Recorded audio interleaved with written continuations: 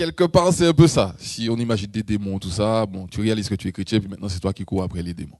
Bon, oui, l'image en elle-même n'est pas fausse. Mais à mon avis, il y a plus que ça. C'est un petit peu plus profond, et puis on va essayer de voir comment on va creuser tout ça, quoi. Alors, il y a une chose qui m'a interpellé dans le chapelet qu'on a vécu tout à l'heure, c'est une méditation que faisait notre sœur Evodie. Elle nous parlait de la transfiguration. Et quand elle méditait ce mystère-là, je crois qu'il y a des choses que le Saint-Esprit me montrait, et puis je nous voyais tous. Et puis j'avais une image, je nous voyais tous briller, je nous voyais tous lumineux de la lumière du Christ. Et je me rendais compte que le diable avait tout à gagner à nous empêcher de briller de cette lumière-là. Parce que quand tu brilles de la lumière de Dieu, comme disait un peu Rodrigue dans son témoignage, quand il s'est fait remonter les bretelles par notre frère Franck, Rodrigue disait, mais ce que Dieu voulait, c'est que tu sois témoin. Ce que Dieu voulait, c'est que tu montres la lumière de Dieu à travers qui tu es, à travers ce que tu fais. Mais là, ça n'a pas été fait. Ça n'a pas été fait. Pourquoi ? Parce que Rodrigue, dans l'exemple qu'il nous donne, s'est centré sur lui-même. Et a fait les choses de façon impulsive et dans la chair. D'accord ? Et donc, du coup, le fruit qui a été porté a été un fruit charnel et peut-être qu'il s'est fermé les portes de la bénédiction de Dieu à ce moment-là. Et en fait, on parle de passer de poursuivi à poursuivant. Mais la réalité, c'est être enfant de Dieu ou ne pas l'être. C'est ça, en fait. Briller de la lumière du Christ ou, malheureusement, très souvent, te servir de la lumière du Christ pour briller toi. Et c'est là qu'il est le danger. En fait, Dieu veut nous transfigurer et le diable veut s'y opposer. Et quand tu es dans cette espèce de combat, tu es dans ce qu'on appelle le combat spirituel. Et c'est de ça en fait qu'on doit parler aujourd'hui. Le combat spirituel. Pas seulement, alors bien sûr, les démons font partie du combat spirituel. C'est une réalité. Les démons existent, hein. On veut nous faire croire que non, mais je suis désolé pour ceux qui croient que le démon, comme ils disent souvent, c'est une personnification du mal, c'est un aspect philosophique qui nous... Le diable existe. D'accord ? Et même si tu es intelligent, même si tu t'es penché sur la question pendant 10 ans pour découvrir, le diable existe. D'accord ? Dieu en parle. Et excuse-moi, Dieu était là avant moi, donc je pense qu'il sait ce qu'il dit. Donc ça, c'est juste pour recentrer les choses rapidement. D'accord ? Mais les grands maîtres spirituels nous apprennent que nous avons 3 ennemis. Nous-mêmes, le monde dans lequel nous vivons, et ensuite le diable. Donc le diable existe, mais ce n'est pas le plus important. C'est ça en fait. Hein? Le diable existe, mais ce n'est pas le plus important. On avait des lectures à lire là pour aujourd'hui, c'était Ézéchiel 28, Apocalypse 12 et puis Jacques chapitre 4 je crois. 4, 7. Merci ma soeur. Alors, Ézéchiel 28 nous parle de la chute du diable. En gros, comment Satan est sorti de Lucifer, c'est-à-dire l'ange de lumière, à devenir Satan, donc l'accusateur, le menteur, etc., etc. Alors, je fais un rapide résumé vite fait. Dans Apocalypse 12, on nous parle de la guerre qu'il y a eu dans le ciel et du fait que voilà, il y ait des anges qui aient choisi le camp du diable et que le diable soit descendu sur terre plein de fureur, d'accord, prêt à mener la guerre à tous ceux qui sont enfants de la foi, en résumé. Donc voilà ce qui est dit dans l'Apocalypse 10, on nous parle de Marie, on nous parle de tout ça, mais on nous parle surtout du fait de la chute des anges. Ok ? Et là, la Bible est en train de nous dire concrètement, les gars, c'est chaud, parce qu'il y a des démons partout. Dans le monde, on nous dit, mais attends, des fois quand je parle, attends, il ne faut pas voir le mal partout, attends, il ne faut pas voir le diable partout. Ok. C'est une manière de voir les choses et tu peux vivre dans le monde des bisounours en croyant que c'est vrai, il ne faut pas voir le mal partout. La Bible te dit que les démons sont partout. Les saints comme c'est pas Padre Pio le confirment. C'est toi et moi, on est des crabes spirituels, hein, on ne voit que nos mains, tout ça, etc. On voit que les chaises, les gens, etc. Oui, un crabe spirituel, c'est quelqu'un qui arrive à s'envoler dans les hautes sphères divines. Bref. Enfin, toi et moi, et vous dites, en gros, en résumé, toi et moi. Bon, bref. Mais des gens comme Padre Pio voyaient le monde invisible. Padre Pio disait que quand le Seigneur lui ouvrait les yeux, le soleil était obscurci par les puissances démoniaques. D'accord ? Ça veut dire que si le Seigneur nous permettait de voir ce qui se passe dans le monde invisible, on serait peut-être un petit peu effrayé. Je ne dis pas ça pour vous faire peur, hein. Je dis ça parce que c'est une réalité. Mais on va essayer de voir quand même, qu'est-ce qu'on doit faire au milieu de tout ça ? Parce qu'on en parle là aujourd'hui, parce que nous avons un rôle à jouer. D'accord? Là, la parole de Dieu dans Apocalypse 12 nous parle des démons qui ont été jetés sur terre. Nous dit aussi qu'il y a une guerre qui est menée. D'accord? Mais ce qu'il faut comprendre, c'est que l'enjeu de cette guerre, c'est nous. Parce que le diable s'est fait une promesse, c'est emmener toutes les créatures de Dieu en enfer. Parce que lui-même a fait le choix de se rebeller contre Dieu, donc il s'organise pour que nous lui soyons semblables. Le diable a reçu, dès la base, des dons. On parle de lui comme un ange protecteur. À la base, Satan était un chérubin, un ange protecteur. D'accord? Aujourd'hui, là où il devait nous protéger, peut-être nous aussi, il s'organise pour nous enfoncer et nous couper définitivement de notre Dieu. Il faut comprendre, il a reçu, si on peut s'exprimer ainsi, des charismes. Satan est une créature de Dieu. Il ne faut pas l'oublier. Nous aussi, nous le sommes. Il ne faut pas l'oublier non plus. Nous sommes des créatures de Dieu. Et aujourd'hui, Satan s'est donné la mission de faire en sorte que, comme lui, nous utilisions ce que nous avons reçu de Dieu pour le retourner contre Dieu. Jusqu'ici, ça va? Et nous avons vu, à travers les différentes choses qu'on a entendues, oui, tout ça, que nous avons, nous, le péché originel. Et malheureusement, c'est cette espèce d'activité qui est en nous, une activité infernale, et c'est bien le cas de le dire, qui cherche à nous mettre en communion avec les flammes de l'enfer pour qu'au moment de la mort, on n'ait pas d'autre choix que de choisir l'enfer parce que toute notre vie, on a obéi à ces pulsions-là, okay, qui voulaient chasser Dieu de nos vies. C'est ça le but. Hein? Et il faut prendre conscience de ça. Prends conscience que cette activité charnelle est en toi. D'accord? Et en nous. J'ai vécu une petite expérience avec ma fille Sarah, il n'y a pas longtemps. Donc je crois que je rentre du travail, je ne sais plus trop quoi. Bon, je suis en poudre, après une journée fatigante. En poudre, je suis fatigué. Je suis fatigué, je suis épuisé, exténué par le travail. Enfin bref. Et puis j'arrive à la maison et tout. Et puis, bon, il y a un petit litige entre Sarah, c'est ma plus grande fille, et mon épouse. Et puis, je les vois descendre des escaliers à deux, tout ça, doum, doum, doum, tout ça, etc. Ils s'approchent de moi. Bon, je sens déjà qu'il y a quelque chose qui ne va pas. Il y a un problème. Bon, Christophe, après de toi à gérer, parce qu'il y a un conflit.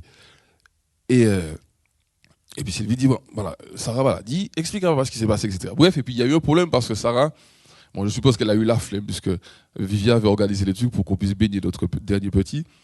Et puis, Sarah est montée en fait en gros, et puis elle a fait l'impasse sur le bossage de dents. Et puis sa maman monte, sa maman lui dit, oui, est-ce que tu t'es bossé les dents, etc. Elle dit, oui, oui, nickel. Mais Sylvie sort pas le truc. Elle dit, tu t'es fait brosser les dents? Elle dit, oui, ah oui, et elle sort pas le truc, Sylvie. Et puis Sylvie touche la brosse à dents. Elle voit que la brosse à dents est sèche. Elle dit, tu t'es fait brosser les dents? Elle dit oui, oui, bref, elle se défend un petit peu comme elle peut. Mais il y a déjà une activité en Sylvie. Sylvie est déjà agacée, limite peinée, parce qu'elle voit que sa fille la regarde dans les yeux, et lui dit qu'elle sait bosser les dents, alors qu'elle ne sait pas bosser les dents. Elle lui tend une quatrième perche. Sarah, la brosse sèche, tout ça, etc. Est-ce que tu t'es brossé? Oui, oui, oui, parce que j'ai marché, quand je suis monté, etc. Elle lui tend une cinquième perche. Sarah, oui, elle insiste, etc., etc. Alors que Vivi sait de façon claire qu'elle n'a pas bossé ses dents. Donc elle descend, etc. Elle m'explique un peu ce qui s'est passé. Et moi, quand j'entends ça, ça me fait de la peine. Je me dis, punaise, mais si tu me mens comme ça pour une affaire de brosse à dents, attends, pourquoi tu vas pas me mentir? Et je sens que je suis révolté intérieurement. Je sens que je pète le plomb. Vraiment. Je me dis, mais punaise, c'est ma fille ici. J'imagine que Sylvie a dû vivre sur le moment. Et puis Sylvie laisse Sarah avec moi. Ah oui, c'est ça. Donc, bon. Et bref, et donc je suis face à ma fille. La grâce que j'ai eue à ce moment-là, et je pense que c'est vraiment une grâce de Dieu, c'est que Dieu m'a parlé. Dieu m'a dit, c'est une âme qui est en face de toi. C'est une âme qui a été rongée par le péché. Maintenant, parle-lui. Parle-lui de moi. Parle-lui du combat spirituel. Parle-lui de tout ça. Donc le Seigneur m'a rattrapé en fait. Parce qu'en tant que père, bon, j'étais censé faire tomber la sanction, j'étais censé... Attends, qui ça? Bon bref. Et la grâce de Dieu a fait que, voilà, le côté charnel a été meurtri pendant un moment pour que je puisse prendre en considération le fait que j'ai une âme, et je sentais que je devais l'encourager à faire la volonté de Dieu. Alors je lui parle et je lui dis, voilà Sarah, voilà comment ça fonctionne le péché. Voilà comment le diable fonctionne. Il te fait pécher une fois. Il te fait t'enfoncer. À chaque fois, Dieu te tend une perche. Dieu te dit, reviens. Parce qu'à chaque fois que ta maman te disait, est-ce que tu as vraiment bossé tes dents? Tu t'enfonçais, mais ta maman savait que tu n'avais pas bossé tes dents. Ce qu'elle faisait, c'est qu'elle te tendait une perche pour que tu te détournes du péché. C'est ça qu'elle voulait. Elle voulait que tu te remettes en question. Elle voulait que tu reconnaisses que tu as menti les fois d'avant, que tu demandes pardon et que tu avoues que tu avais la flemme pour une raison X ou Y et que voilà, oui maman, j'ai menti, etc. Je te demande pardon, mais voilà, j'avais la flemme, comprends ma maman, etc., etc. Mais tu n'as pas saisi la perche qu'elle te tendait. Et ta maman a été blessée par rapport à ça. Tu comprends ça? Moi, je suis tombé aujourd'hui, je dis que ça me fait de la peine parce que je me rends compte que là, tu t'es laissé piéger par l'ennemi de ton âme. L'ennemi de ton âme veut que tu t'enlises dans le péché. Dieu veut t'en sortir. La miséricorde de Dieu est toujours là, les bras tendus vers toi. Mais toi, quel choix tu fais? Je crois que c'est dans la Genèse, Dieu dit, lorsque tu agis mal, le péché est tapis à ta porte et ses désirs se portent vers toi. Toi, domine sur lui. Voilà ce que dit la parole de Dieu. Et là, tu as fait le choix de collaborer avec le mensonge. Et aujourd'hui, tu sens qu'il y a un trouble dans ton cœur. Tu sens que ça ne va pas. Ce que Dieu veut, c'est que tu sois en paix. Et si tu avais fait marche arrière, là, tu aurais eu la paix parce que tu aurais reconnu ton péché et tu aurais accepté la grâce que Dieu te donnait d'accueillir sa miséricorde. Quand je lui ai dit ça, j'ai vu des larmes monter dans ses yeux. Moi, je suis parti, je l'ai laissé, je suis parti. Je suis allé voir Sylvie, j'ai dit à Sylvie, je pense que j'ai frappé un grand coup. Non. Mais en fait, et je lui ai dit ça, mais en même temps, je me rendais compte que j'avais vraiment été un père avec tout ce que ça impliquait pour elle à ce moment-là. Comme je lui disais, tu as 12 ans, Sarah, je ne suis pas là pour frapper. Je ne frappe plus. Pour moi, tu es trop grande pour recevoir des coups là. Alors je lui ai dit, bon, on ne sait jamais, en cas de... Non, c'est pour, on ne sait jamais. Si la personne croit, ah, mon papa ne va plus. Non. On ne sait jamais. Dans un cas exceptionnel, ça peut tomber. Mais tu es assez grande maintenant. Tu es assez grande, tu es assez mûre, il faut que tu prennes ton envol. Et je dis à Vivi, voilà ce que j'ai dit à Sarah. Je pense qu'elle a été touchée. Mais là, je pense que c'est Dieu qui l'a touchée. Dieu qui l'a touchée. Elle est montée un moment après, en larmes. Pardon, maman, je t'ai blessé. Pardon, j'ai menti. Je te demande pardon, maman. Je te demande pardon, etc. Elles se sont prises dans les bras, etc. Et bon, bref, ça s'est fini très bien. Et j'ai vu sous mes yeux la puissance de Dieu. Réelle, hein. Et j'ai vu comment Dieu agissait avec nous, en fait. C'est un truc de fou. Par ce truc-là, j'ai touché. Parce que quand je voyais la peine que je ressentais par rapport à toutes les perches qui avaient été tendues, et toutes les fois elle a refusé, ou elle s'est enfoncée, et un moment, Sarah m'a dit un truc qui était fort. Elle m'a dit, papa, je croyais que je ne pouvais plus revenir en arrière. Que c'était trop tard. J'avais déjà assez menti. J'ai menti une fois, 2 fois, et je ne pouvais pas retourner en arrière. C'est fort, la famille. Mais c'est comme ça que l'ennemi fonctionne. Et l'ennemi te fait croire que quand tu es dans le péché, c'est trop tard. Tu as déjà mis un pied dedans. Tu ne peux plus faire marche arrière. Ce n'est pas vrai. C'est pour ça que Jésus est mort. Pour qu'on ait la possibilité de dire comme le fils prodigue, Père, j'ai péché contre le ciel et contre toi, je ne suis plus digne d'être appelé ton fils. Et là, ton père te dit, mais non, viens là. Viens là, je t'attendais. J'attendais ce moment où tu serais revenu vers moi. Oui, j'ai vu ton péché, mais mon fils a versé son sang pour ça. Aujourd'hui, ce qui est important pour moi, c'est que tu aies fait cette conversion. C'est ça qui est important pour moi. Ta conversion. Que tu acceptes que moi qui suis Dieu, je ne regarde plus ça. L'important pour moi, c'est que tu accueilles ma miséricorde. Parce que si tu continues à t'enfoncer, si tu acceptes ce que le diable te dit, tu es en train de dire que j'ai donné mon fils pour toi, pour rien. C'est ça le problème. Si tu te détournes pas de tes mauvaises voies, tu te dis, Jésus, tu as versé ton sang pour rien, pour les autres, mais pas pour moi. Et ça, pour Dieu, c'est un drame. En fait. Et le diable sait que nous sommes souvent dans ce combat-là. Et le diable sait l'emprise qu'il a sur nous à ce moment-là.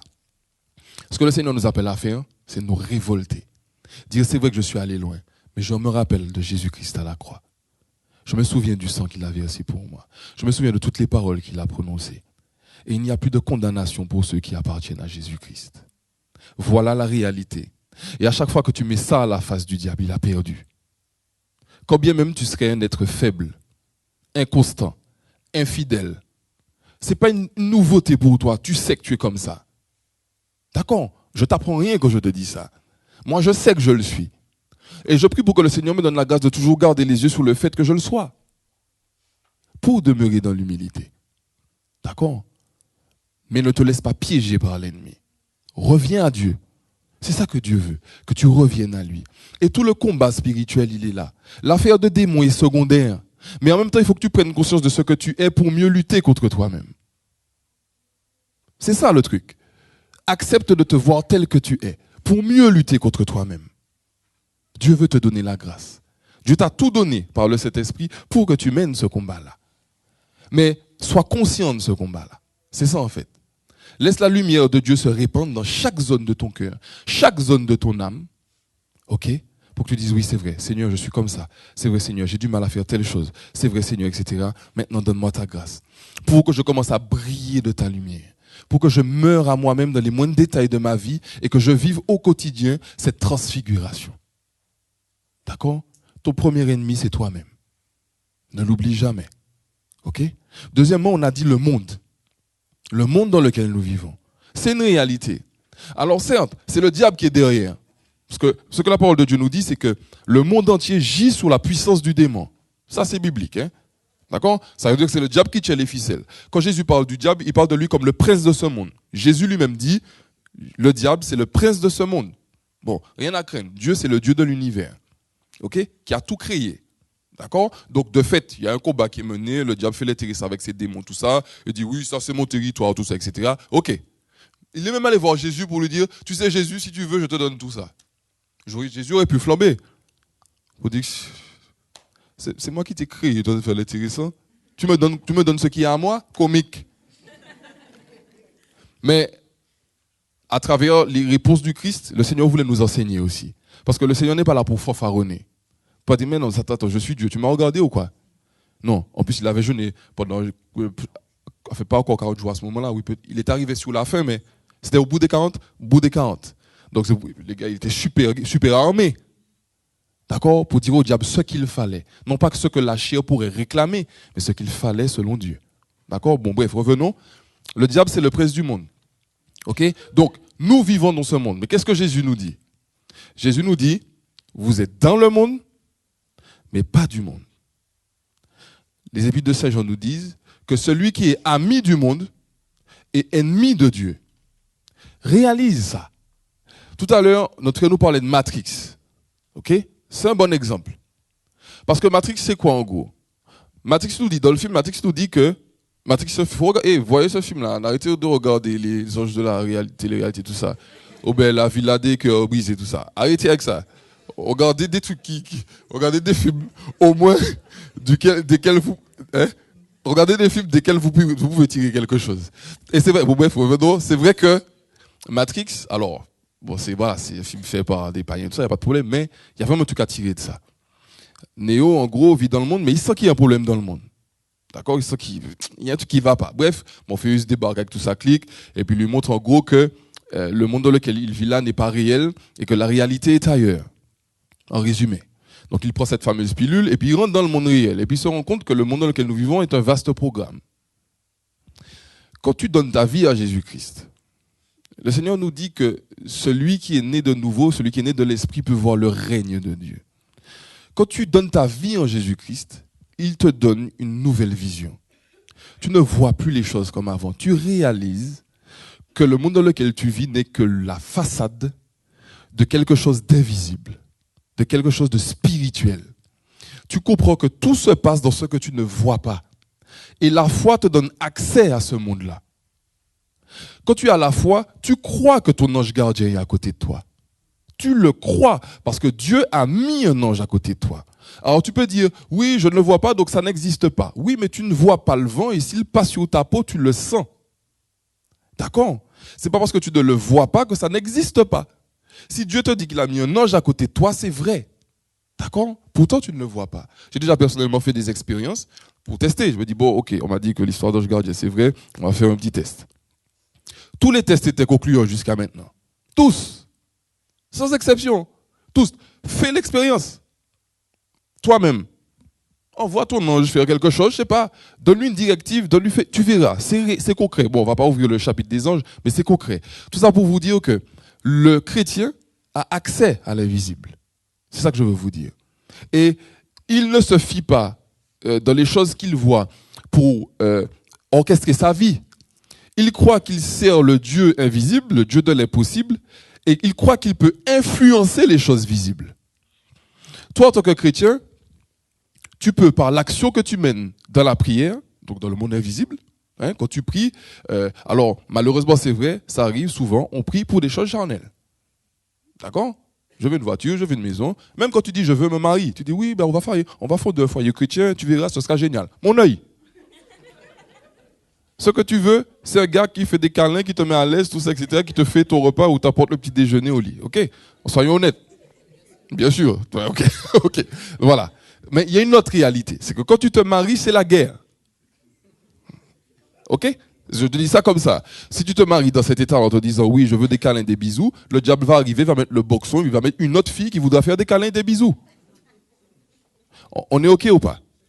Quand tu te maries pas parce que tu as des sentiments, tu te maries parce que tu as surtout un objectif. C'est la vie éternelle. Sinon, ne te marie pas. Ne réclame pas ça. C'est pas un droit, c'est pas un truc, c'est pas un truc qu'on doit te donner absolument parce que quand tu étais petite, tu arrivais que tu avais une grande robe blanche et que ton mari arrivait sur un cheval blanc. Non, si c'est pour ça que tu te maries pas. Pax fait, je sais pas ce que tu proposes dans le monde, fais ces trucs-là. Mais le mariage, c'est spirituel. Et c'est surtout la guerre. Hier encore, j'ai eu un petit passage avec mon épouse, on était en train de parler, de faire un petit truc où on se met en vérité, où je lui parlais de moi, de certaines choses que j'avais dans le cœur, des pulsions que j'avais, des choses où j'admettais de me voir en vérité, et où elle-même posait un regard sur moi en vérité, et acceptait qui j'étais avec mes défauts et toutes ces pulsions qui sont en moi. Là, on est dans le mariage, les gars. C'est la guerre, c'est pas rose tous les jours. Il y a un moment où il va falloir t'humilier devant ton épouse et dire à ton épouse, voilà, chérie, je suis comme ci, je suis comme ça. Je te demande pardon parce que le Seigneur m'a montré que je suis comme ci et comme ça. Comment toi tu vois ça ?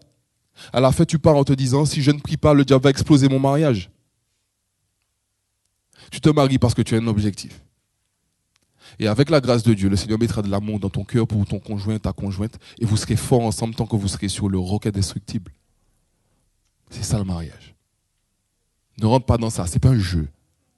Tu vois, le monde dans lequel tu vis, pour revenir au deuxième ennemi dont nous parlons, le monde dans lequel tu vis va te faire croire que tu peux te marier à temps restreint. Marie-toi, essaie, tu te maries. Bon, si non, ça va pas, bon, tu vas au salon du divorce, tu t'organises. Parce que ça existe. D'accord ? Voilà, c'est ça que le monde te dit. Et le monde met une pression sur tes épaules. Le monde a une manière de fonctionner qu'il veut t'inculquer. Il a sa loi. Et le monde, par son maître, veut te viser toi, surtout si tu es chrétien. Il veut te faire perdre ta saveur. C'est ça que le monde veut. Ne te fais pas d'illusions. Les gens voient l'aspect blic-blic, comme disait Rodrigue. Oui, il faut briller, il faut la gloire, il faut être riche, tout ça. Et puis là, on a réussi. Ça, c'est ce qu'on dit. C'est ce que les gens disent dans le monde. Mais celui qui est derrière dit oui. Et quand tu auras cet objectif-là, tu iras en enfer. C'est ça mon but. Quand le diable organise le monde, c'est pour ça. Pour que nous allions en enfer. Il ne faut pas nous faire d'illusions. Il faut mettre les mots sur les choses, frères et sœurs. OK ? Mais ça, c'est la destinée que nous prépare le diable. Dieu a une autre destinée pour nous. Et à travers son fils Jésus, il nous dit, tu es dans le monde, mais tu n'es pas du monde. Et là où est ton trésor, là aussi sera ton cœur. Si ton cœur est dans le monde, tu iras là où tous ceux qui avaient mis leur cœur dans le monde iront. Si ton cœur est dans le ciel, tu iras dans le ciel. C'est aussi simple que ça. C'est toi qui choisis ta destinée. Dieu n'a fait aucune liste. Ok, Rodrigue, tout ça, ok, paradis, machin et les autres, enfer. Ouais, je pense que ça ira comme ça, on est qui tout double, on est. Non. Il dit, je veux que tout le monde vienne au ciel. Maintenant, ceux qui iront au ciel seront ceux qui ont fait le choix. Tu vas rentrer au ciel parce que tu as choisi d'y aller. Et en fonction du choix que tu auras fait, tu vas ajuster tous tes actes, tous tes objectifs, tous tes désirs. Tout ça sera réajusté. Mais comprends que le monde dans lequel tu vis est nocif pour ton âme. Et que c'est un leurre. Tous les gens qui ont fait des NDE, même Rodrigue qui est à côté de moi là, la fois où il avait mené ce combat parce qu'il avait failli mourir, il pensait vraiment qu'il partait. Il disait, j'avais l'impression que tout le travail, tout ce que j'ai vu dans le monde, tout ça, c'était du vent. Il disait, j'avais l'impression que là, on passait dans les choses sérieuses. Tout devenait concret. Tout devenait concret. Là, attention, je serai devant Dieu. On fait comment? Parce que le monde veut te faire oublier cette réalité. Mais c'est la réalité. C'est pas tout ça, c'est, comme disait Salomon, je crois, vanité des vanités, tout n'est que vanité, il n'y a rien de nouveau sous le soleil. C'est rien, c'est du vent. D'accord? Et après, tu arrives au diable. Le démon, les puissances démoniaques, les esprits mauvais qu'on craint quand j'étais petit, dès que j'entendais parler des choses, de démons, tout ça, etc. Mes cousins, les grands cousins, les gamins, tout ça, venaient parler des choses du pays, tout ça, etc. Puis que j'allumais toutes les lumières de ma maison parce que je croyais qu'un esprit serait parti avec moi, etc., etc. Parce qu'on a peur du diable. Le Seigneur dit même dans la parole, hein, dans Ézéchiel, dans Ézéchiel 28, le Seigneur nous dit que le diable sera un objet de terreur. Je ne sais plus comment il dit ça. Un objet de terreur, je crois. Je ne sais plus le terme qui... Mais pour dire en gros que ce que le diable crée, c'est l'épouvante. Voilà, c'est le mot qu'il emploie, je crois, l'épouvante. Et c'est vrai, il est là pour ça. Mais tu dois craindre le diable si ta vie est entre ses mains. Mais si ta vie est dans le creux de la main de Dieu, qu'est-ce que tu peux craindre? Jésus dit qu'il t'a donné le pouvoir de marcher sur les scorpions, les serpents et sur toute la puissance de l'ennemi. Voilà la parole de ton Sauveur. Il dit, si tu demeures en moi, tu écrases la tête du serpent.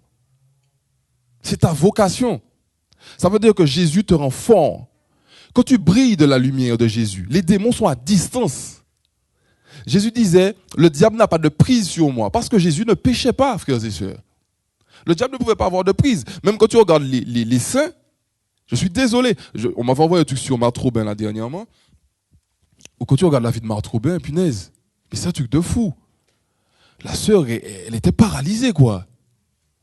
Hein? Paralysée, nourrie que de l'Eucharistie pendant 50 ans. C'est un truc de malade. Et puis il y a des médecins, des gars qui n'étaient pas forcément chrétiens. Les gars disent, on ne comprend pas. On tergiverse sur des trucs, mais là, on ne comprend pas ce qui se passe. Vivre 50 ans de l'Eucharistie, c'est pas possible. Et vous savez que Marthe Robin avait des combats terribles contre le démon.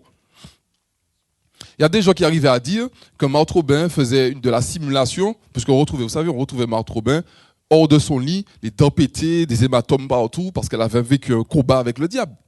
On disait qu'elle simulait, tout ça, etc. Et il y a des médecins honnêtes qui disaient, non mais attendez, même si on veut admettre qu'elle simule, elle était paralysée à la base. Donc comment elle fait pour...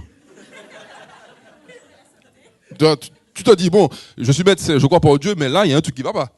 Elle est paralysée, elle se retrouve à plusieurs mètres de son lit. Pourquoi? Parce que le diable voulait la peau de Marthe Robin. Mais la matière, le corps n'avait plus d'importance pour Marthe Robin. Son cœur, son âme, tout était déjà dans le ciel. Tout. Elle vivait la passion le vendredi, vous le saviez. Donc, stigmate et tout. D'accord? De sa chambre se sont créés, je ne sais pas combien de centaines de foyers de charité. De sa chambre.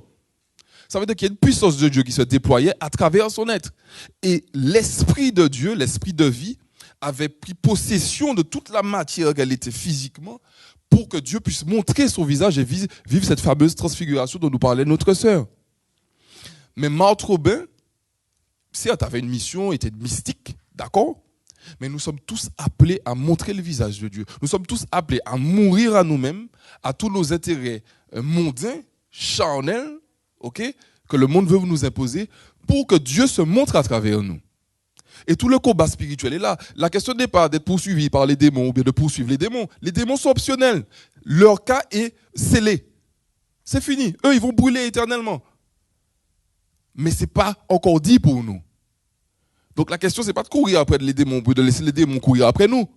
La question, c'est être en communion avec Dieu ou pas. Désirer le royaume des cieux ou pas. C'est ça, la question qui se pose à nous. Voulons-nous mener ce combat spirituel? Est-ce qu'on accepte aujourd'hui de rentrer dans cette dynamique qui nous est proposée par Dieu dans Jacques 4, où il nous dit, c'est quoi la phrase déjà? Demeurez en Dieu, résistez au diable et il fuira loin de vous, je crois. Ouais, c'est ça? C'est ça. Donc, et il fuira loin de vous. D'accord? Demeure en Dieu. Mets-toi sous la protection divine. Fais la volonté de ton Dieu. Deviens ce pourquoi tu as été créé. Et le diable te craindra. C'est ça. Le diable a peur de toi. Pourquoi? Parce qu'il voit Dieu. Il voit Dieu. Mais comme toi, tu n'es pas conscient de qui tu es, donc tu as peur du diable.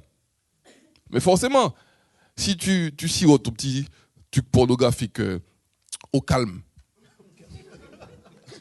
tu fais le beau. Tu fais le beau à vie avantage et puis le samedi, bon, on lâche un peu la pression et puis on s'organise.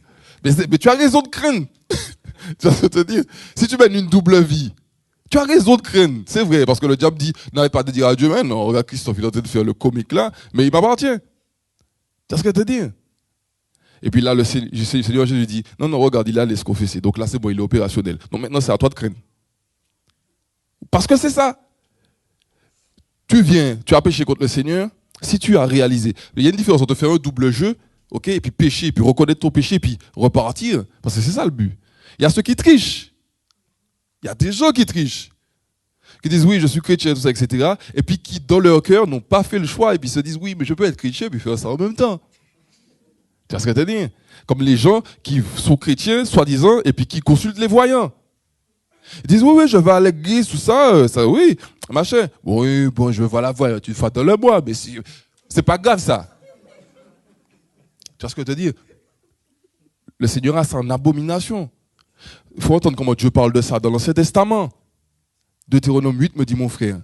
D'accord? Donc il ne faut pas jouer avec Dieu. Mais c'est différent. Si tu es tombé dans le péché et que le Seigneur voit ton cœur, il voit que tu es triste de ça, tu lui demandes vraiment pardon. Il te remet sur les rails et puis il dit vas-y mon fils. Oui, j'ai vu que tu as péché. J'ai vu ta faiblesse. C'est vrai, tu as désobéi. Je t'avais dit de prier ce matin, tu n'as pas prié. Mais tu es tombé, ce n'est pas grave. Ma grâce te suffit. Maintenant relève-toi et travaille pour ton Père. Fais ma volonté. D'accord? Comme je lui avais dit à Steve, qui nous disait ça dans son témoignage, où Steve croyait que son père aurait fait tomber les foudres sur lui parce qu'il avait avoué qu'il était tombé avec une femme en Guadeloupe, je crois, si mes souvenirs sont bons. Et puis, son père lui avait dit non, maintenant, retourne dans la grâce de Dieu. Maintenant, fais la volonté de ton Dieu. Mais c'est Dieu qui parle comme ça. C'est comme ça que notre père agit. Il nous dit oui, j'ai vu, maintenant, vas-y. Et tu verras que souvent, quand tu sors de la confession après avoir péché, même de façon dégueulasse, quand le Seigneur te relève, souvent le Seigneur t'utilise pour quelqu'un. Souvent, il met quelqu'un sur ta route. Désire ça. Désire ça. Ça va te permettre de rester humble. Tu vas dire, Seigneur, malgré mon péché, tu m'utilises quand même. Tu es vraiment puissant. C'est vraiment toi qui fais. Je n'ai pas à me glorifier de quoi que ce soit. C'est toi, Dieu. Je ne suis que ton instrument. Fais de moi ce que tu veux. Fais de moi ce que tu veux. Donc, vous l'aurez compris, frères et sœurs. Le but de la manœuvre, ce n'est pas de se préoccuper des affaires du diable. Parce que quand la lumière sera en toi, les ténèbres vont s'écarter de toi. C'est aussi simple que ça. Je me souviens d'une fois, on avait prié à Medjugorje pour une sœur qui a des problèmes spirituels. On se battait avec la sœur. Oui, dans le nom de Jésus, machin, on t'ordonne de sortir de ce corps, ben, comme ça. Et bien, des trucs comme ça. Et puis on emmène la sœur à Medjugorje.